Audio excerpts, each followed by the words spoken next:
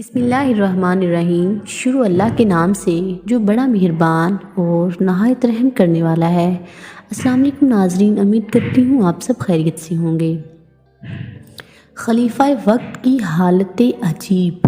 حضرت عمر بن عبدالعزیز کی زوجہ محترمہ کو ان کے والد خلیفہ عبدالملک بن مروان نے ایک بیش قیمت گوہر دیا تھا۔ عمر بن عبدالعزیز جب امیر المومنین بنے تو انہوں نے فرمایا، اپنا تمام زیور بیت المال میں داخل کر دو، ورنہ میں تم سے الگ ہو جاؤں گا، کیونکہ مجھے گوارا نہیں کہ تم اور تمہارے زیور جو رایا کے روپے سے بنے ہیں اور میں ایک گھر میں رہ سکے۔ وہ نیک بخت بیوی تھی، اس نے سارا زیور بیت المال میں داخل کر دیا۔ عمر بن عبدالعزیز نے کے بعد جب یزید بن عبدالملک بادشاہ ہوا تو اس نے اپنی بہن یعنی آپ کی زوجہ محترمہ سے کہا، آپ چاہیں تو اپنا زیور واپس لے سکتی ہیں۔ انہوں نے فرمایا، جو چیز اپنی خوشی سے میں ان کی حیات میں داخل خزانہ کر چکی ہوں، اب ان کے بعد واپس لے کر کیا کروں گی؟ عمر بن عبدالعزیز کے صاحبزادے کہتے ہیں کہ مجھ سے ابو جعفر منصور خلیفہ دوم عباسیہ نے پوچھا، تمہارے والد کی کیا آمدنی تھی؟ کہا، کل 400 دینار۔ یہ آمدنی رفتہ رفتہ کم ہو رہی تھی، اگر وہ اور زندہ رہتے تو اور بھی کم ہو جاتی۔ عمر بن مہاجر، جن کو آپ نے کوتوال شہر مقرر کیا تھا، کہتے ہیں آپ کی تنخواہ 2 درہم روزانہ مقرر تھی۔ آپ کا چراغ دان 3 لکڑیوں کو کھڑا کر کے اس پر مٹی رکھ کر بنایا جاتا تھا۔ جب اراکین سلطنت آپ کے پاس رات کو جمع ہوتے تو معاملات سلطنت میں گفتگو کرتے تو آپ بیت المال کا چراغ جلائے رکھتے۔ جب دربار برخاست ہو جاتا تو اس کو گل کر کے اپنا چراغ جلا لیتے۔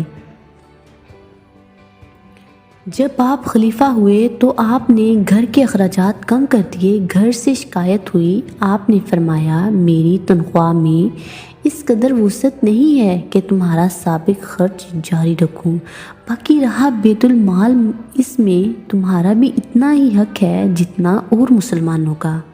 ایک دن بنو مروان یعنی شاہی خاندان کے لوگ آپ کے رشتہ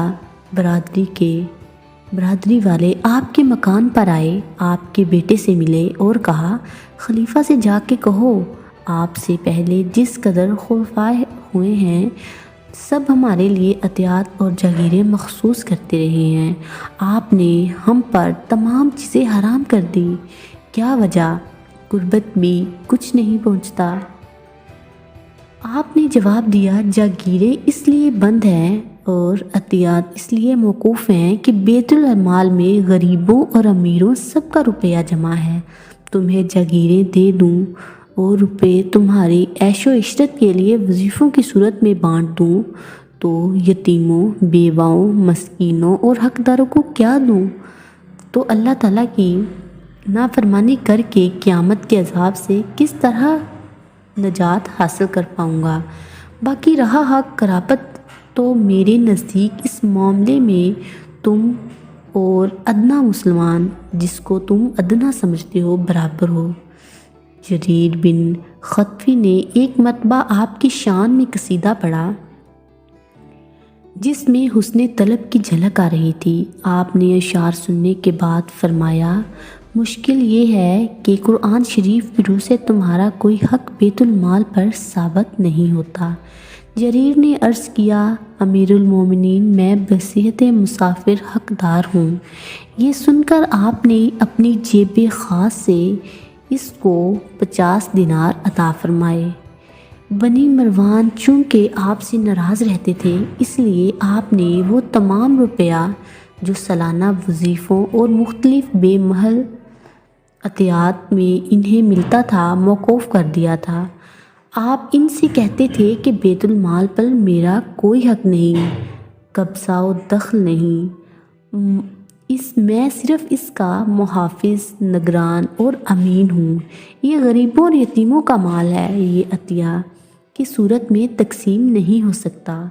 جو مال غصب کیا ہوا تھا وہ بھی آپ نے واپس لے کر بیت المال میں داخل کروا دیا۔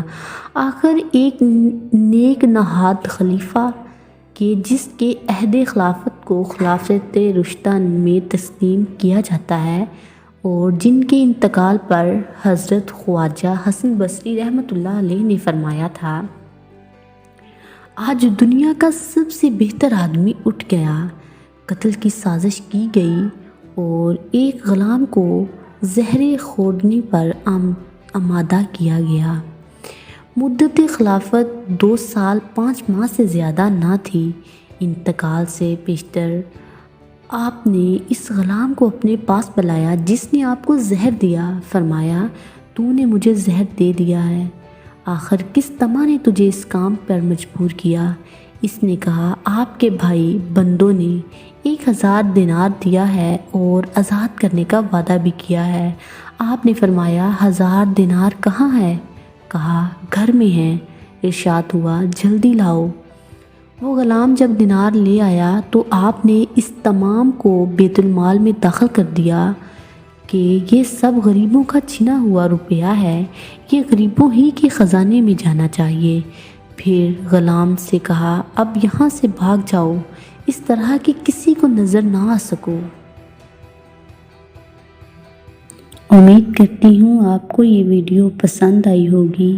سانسوں نے وفا کی تو اگلی بار ایک اور ویڈیو لے کر آپ کی خدمت میں حاضر ہوں گے۔ اللہ پاک آپ کا حافظ و ناصر ہو۔ ہنستے رہیے، مسکراتے رہیے، دعاؤں میں یاد رکھیے۔ تب تک کے لیے اللہ حافظ۔